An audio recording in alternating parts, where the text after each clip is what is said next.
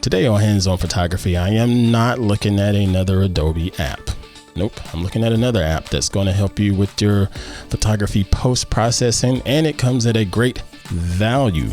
And I'm talking dollars, folks. Yes, a great value. So check it out. It's going to be a lot of fun. Y'all stay tuned. This is TWiT. Listeners of this program get an ad-free version if they're members of Club TWiT. $7 a month gives you ad-free versions of all of our shows, plus membership in the Club TWiT Discord, a great clubhouse for TWiT listeners. And finally, the TWiT Plus feed with shows like Stacy's Book Club, The Untitled Linux Show, The Giz Fizz, and more. Go to twit.tv/clubtwit. And thanks for your support.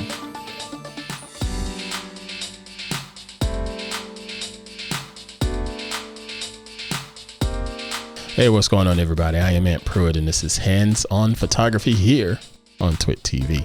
I hope y'all are doing well. I am unbelievable as always.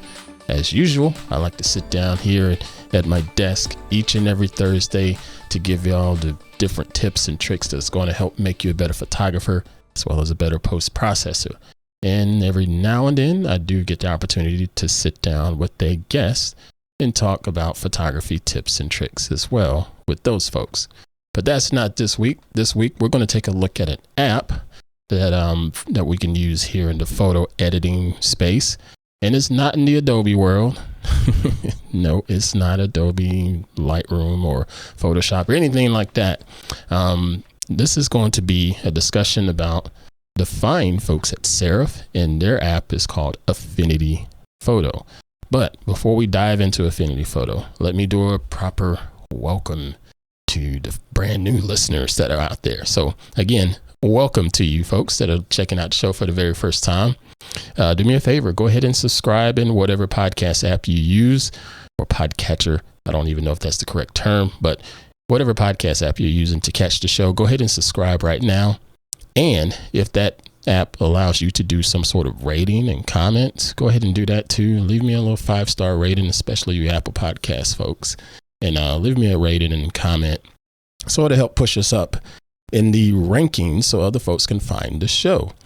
Or if you just can't quite figure out where to subscribe, go on over to the website, twit.tv/hop. That's twit.tv/HOP for Hands-On Photography, where you'll see all of the subscription options there, including our YouTube channel, all of our previous episodes, and all of the show notes and all that good stuff there. So thank you for the continued support. But now let's go ahead and get started with this week's episode.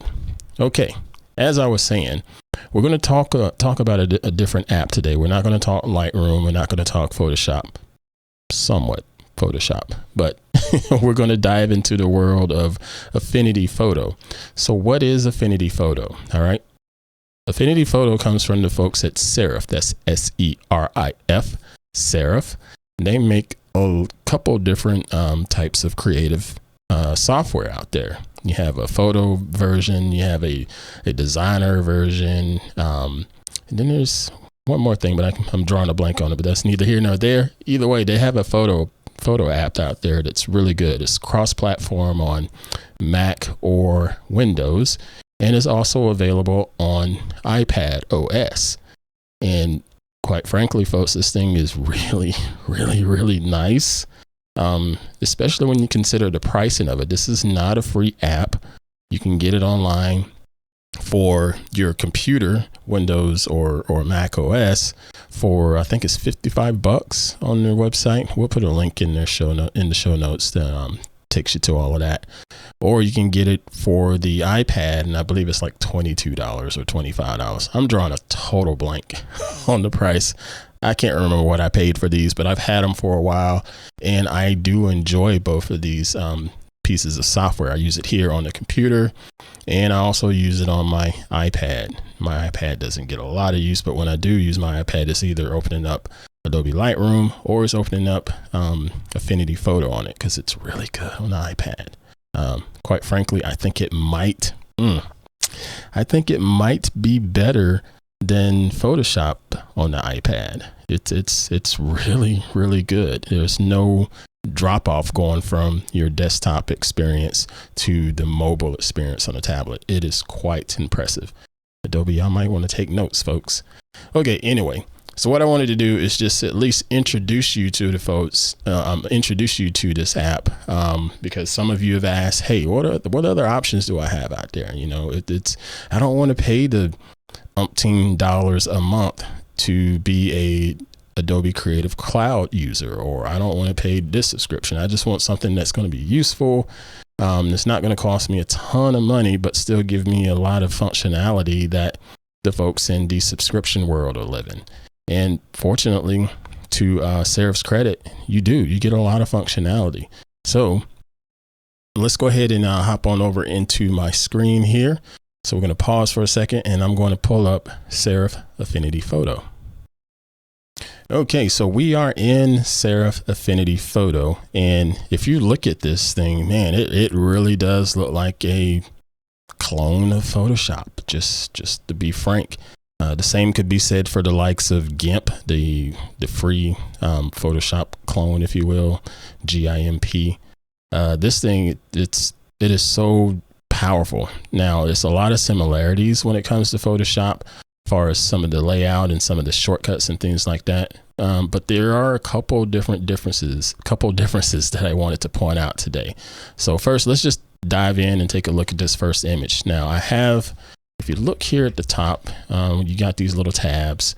This is the particular image here, but I have another tab right to the left of it. That is another image, very similar to the functionality of Photoshop. You can open up multiple image inside of the application and work on them tandem and so on and so forth. But you also have over here on the right hand side, similar to Photoshop, a layer panel. And you notice the image, when you pull it in, it comes in as a background layer, and it even has the lock. Boy, all of that stuff sounds just like Photoshop, right? So for the most part, if you're a Photoshop user looking to save yourself some money, this is a pretty viable option here, because you're not going to lose a lot of that functionality or those keyboard shortcuts, or not all of them, that you're used to inside of Photoshop. But then you have the extra panels here. You have the adjustment panel and effects and styles and so forth. If we look at this adjustment panel, this reminds me of using something like Lightroom. You know, I can click on levels and it'll give me all of these little presets here. So let's say I just click on this darken preset, and one click, it's going to change the image quality, of course, but I get these extra sliders that I can manipulate and do whatever I want with. And then when you're done, you know, you just close it out. I'm going to undo all of that, of course, because I don't want that for now. But you can do the same for these other options here, white balance and HSL, which is hue saturation. A lot of different tools built right into it. You even have your curves tool here that you can play around with. But this is sort of the quick and easy side of things when it comes to doing just touch-ups, all right, inside of Affinity's Affinity Photo. And then you have the layer option here, and you have the effects where you can add different things, different blurs and drop shadows and things like that. Again, a lot of that stuff on the Photoshop side of things, you have to go to a menu and add it in that way. It's a little bit easier having it there. Or you can just go over here to this filter menu in the upper left, and you can see a lot of different filters and effects built in right there. All right. So again, this is a JPEG image, and again, you can do whatever you want with it from an editing standpoint, but what about manipulation? That tends to be the big thing when it comes to, say, Lightroom versus Photoshop. Inside of Lightroom, you can't do a lot of manipulation of the particular photo. You know, if I want to change the color of someone's shirt or hair or eyes or things like that, yeah, I can do that inside of Lightroom. But if I want to, you know, like cut out the background, something like that, that's so much easier to do inside of Photoshop. Actually, you really can't do it inside of Lightroom and get like a transparent background. But there's just some things inside of Photoshop that's what it's made for. It's made to totally manipulate an image. And then let's see, I'll just go ahead and add another layer here, just like I would in Photoshop. So let's see, Control J or Command J on Mac, and it duplicates the first layer that's sitting there. And this allows non-destructive post-processing on this image. So if I'm working on this top layer, if I want to rename it, I'll just call it top or something, whatever, just keeping it organized, just as you would in Photoshop. I'm gonna try not to say that too often, but if I want to work on this top layer and do some manipulation, let's say like this little sprigs of hair on my boy's face that he calls a beard. Let's say I want to try to clean that up. I can pop over here to the different tools over here on the left hand side, just like I would in Photoshop. There should be like a patch tool or an eraser or something like that. So let's see here. I just saw it. Normally it's J on the keyboard. There it is. Yep, there we go. Healing brush, patch tool, blemish removal, all of those typical retouch types of things here on the left hand side. So let's say patch tool. So I'm going to click on that, and the patch tool allows me to take a patch of skin in this instance and make it look the way I want it to look. So if I want to get rid of this hair on his face and just make it look like he's shaven a little bit, I can just take the patch and grab what I want and then just sort of drag. Whoops, did it wrong. And then just sort of drag it out like so to clean it up. And that looks pretty good, right? And that was just quick and easy. Now, what about, say, using layer mask and things like that inside of Photoshop? We've talked about layer masks before, where you have two different layers and the top layer has one version of the image and the layer below has another version of the image, but you want them to blend together. So what you do is you take a mask and just mask out the stuff on the top layer so the bottom layer is revealed. So if I wanted to do a mask for, let's say his beard or whatever, this is a bad example. I can create a layer mask on this top layer by clicking the little icon like so, and then just brush in what I want to be revealed on the top layer. So if I wanted to bring his beard back, I really can just brush it in by painting in with black, just like that. So now it's back. So again, you're still getting more and more functionality that you're used to seeing inside of Photoshop. Okay, so that's just working with the JPEG. Well, what about handling raw images? You know, something from Sony, like the ARW files, or Nikon, I think there's NEFs, and then Canon's are CR files. I have a raw file also over here. So let's pop into that. When you first open up the app, and if you're bringing in a raw image, it opens up a separate module, just like Photoshop would. Photoshop usually opens up raw files with Camera Raw. This will open up its develop persona. Yes, develop persona is what it's called. What the heck are personas? All right, so inside of Affinity, you have these little buttons up here in the upper left, and they're called personas. Now, what we've been working in on this episode so far is the photography persona, which has pretty much all of the bells and whistles that you need, as discussed over here on the right hand side, the different effects, the layer options, so on and so forth. But if you want to, did I just freeze it? This is what happens when you record live. Okay, anyway, we can move on. But if you want to check out the other personas, you just go over here to the upper left, and you'll notice there's couple different options involved here. So first you have the photo persona, then you have next the liquify persona. And if I click on that, it's going to bring up a whole separate menu.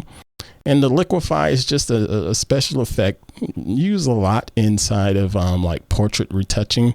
If someone's face or cheeks or something, they're trying to retouch them to bring out their cheekbones or to slim down their face a little bit. You use the liquify tool to sort of just shape things the way you want them to be shaped as a photographer or as the client suggests. Now I'm just going to go overboard, and I'm just going to liquify this person, and you see it just warps the perspective like that. And that's just the liquify tool. That serves no purpose in this particular image, but I just wanted to show it to you. being used just as you would inside of Photoshop. So after you work inside of a persona, you get these different options here to apply it and move on. I'm just going to cancel that, and it's going to take us back to the photo persona. Then you have these other two personas here. This is a tone mapping one. I skipped over one in particular, but trust me, I'm coming back to it. But the tone mapping persona, very good, very easy. A lot of presets built right into it. It's going to look at your image and analyze it. And then it's going to pop up some filters over here on the left-hand side to help you with getting your colors squared away, whether you want to go with something that's natural like this one, or if you want to go to more of a cool color temperature, just click on that one and it'll think and it'll apply it. Or if you just want to go to something that's like a grayscale, they call this black and white, but that looks way more like grayscale to me. And it'll apply it, and it allows you to go in and work on these other options and settings just like you would any other photo editor. Very nice. I'm going to cancel this persona and we're going to move on. And then of course you have your export options right here, how you want to save it, as a JPEG, PNG, what have you. Okay, so I skipped over one persona, and that's this persona here. This is the develop persona. Okay, so again, as I mentioned previously, if you open up a raw file inside of Affinity, it's going to initially open Affinity Photo with the develop persona because it's a raw file, because it's thinking, all right, you're wanting to do some quick processing, well, not processing, some quick adjustments before bringing it into Affinity Photo to really dive into the nitty gritty of tone coloring and things like that. So this is what it looks like. It's nothing to be afraid of. The best way to look at it is like looking at Lightroom or Camera Raw, because it gives you a lot of the same sliders and things like that over here on the right hand side. Okay, so if I click on this basic tab on the right hand side, I get all of these regular sliders just like I would in other ones to bring up the exposure, black point, brightness, contrast, clarity. Everything is it's all pretty straightforward.